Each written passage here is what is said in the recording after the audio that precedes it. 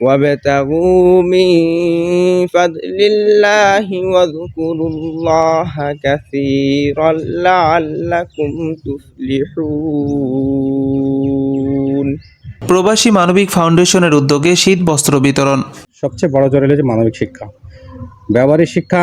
ধরেন আমাদেরকে দুমুঠো ভাত খাওয়ার ব্যবস্থা করে, কোনো জায়গায় জব করার করে, কিন্তু ব্যবহারিক শিক্ষা কিন্তু পরকালে আমাদের কিছু আসবে কিনা আমি জানি না, কিন্তু মানবিক শিক্ষাটা সবচেয়ে বড় ইহকাল পরকালে দরকার আছে। রাজশাহী থেকে রাকিবুল ইসলামের পাঠানো তথ্যচিত্রে বিস্তারিত জানাচ্ছি মাসুম বিল্লাহ।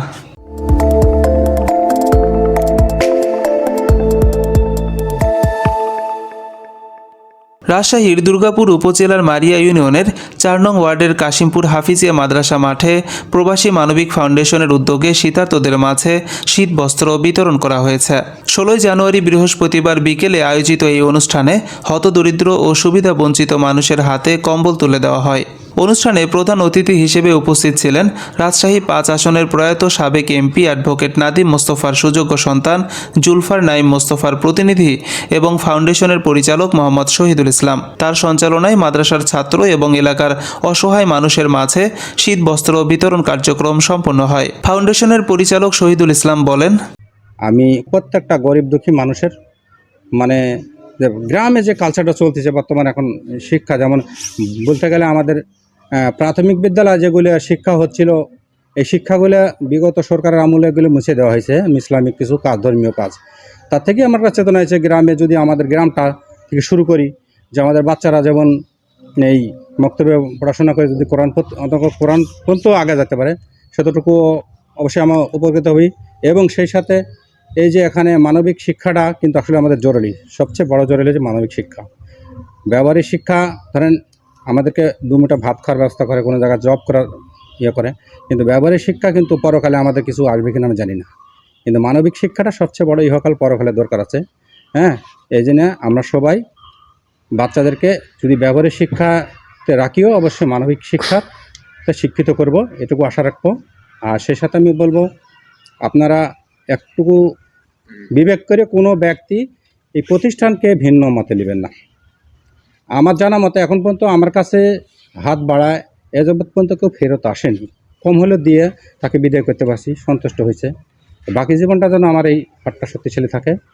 হ্যাঁ, আল্লাহ তাআলার কাছে সবাই দোয়া করবেন। এ সময় কাশিমপুর হাফিজিয়া মাদ্রাসার মুহতামিম হাফিজ আনোয়ার হোসেন এবং রাজশাহী দারুস-সালাম কামিল মাদ্রাসার শাইখুল হাদিস মুফতি জাকারিয়া হাবিবি তাদের বক্তব্যে ফাউন্ডেশনের এই উদ্যোগের প্রশংসা করে বলেন, প্রবাসী মানবিক ফাউন্ডেশন এর প্রধান হলেন ভাই শহীদুল ইসলাম, সে এর সাথে সম্পৃক্ত আছে।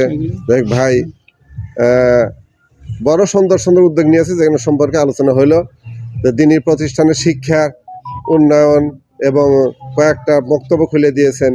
এরপরে ভাই শুনলাম নাকি সেদিন মসজিদে এসে বসেছে, ওর সময় আমি জানি না, কিন্তু হঠাৎ সাকিব হাবিব সাহেবের কাছে ফোন দিয়েছি যে মাদ্রাসার ছেলেদের অনেক গরিব ছেলেদের শীতে কষ্ট পাইতেছে, কম্বলের প্রয়োজন।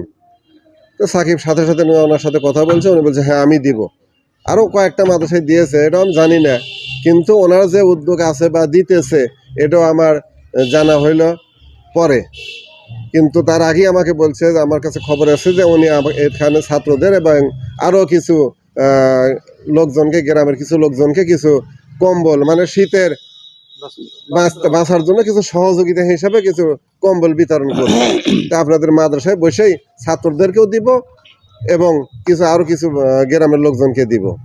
যাই হোক, এই উদ্যোগ নিয়েছে। এখন আমাদের সময় অল্প, ভাই খুব সুন্দর কাজ করতেছে এবং আরও করবে ইনশাল্লাহ, আমরা আশা রাখি। অনুষ্ঠানে আরও উপস্থিত ছিলেন হাফেজ মোহাম্মদ শামীম হোসেন, হাফেজ মোহাম্মদ শামসুল হক, কাশিমপুর ওয়ার্ড বিএনপির সভাপতি শফিকুল ইসলাম, থানা যুবদলের সহসভাপতি আব্দুল হান্নান, যুগ্ম আহ্বায়ক আব্দুল ওহাব সহ এলাকার গণ্যমান্য ব্যক্তিবর্গ। প্রবাসী মানবিক ফাউন্ডেশনটি ২০২১ সালে প্রতিষ্ঠার পর থেকে সামাজিক ও মানবিক কার্যক্রম পরিচালনা করে আসছে। ফাউন্ডেশনের নিয়মিত কার্যক্রমের মধ্যে রয়েছে ঈদে উপহার সামগ্রী বিতরণ, শিক্ষা সামগ্রী বিতরণ, চিকিৎসা সহায়তা এবং আর্থিক সহযোগিতা প্রদান। তাদের এই উদ্যোগ প্রশংসিত হয়েছে এলাকার সকল স্তরের মানুষের মধ্যে।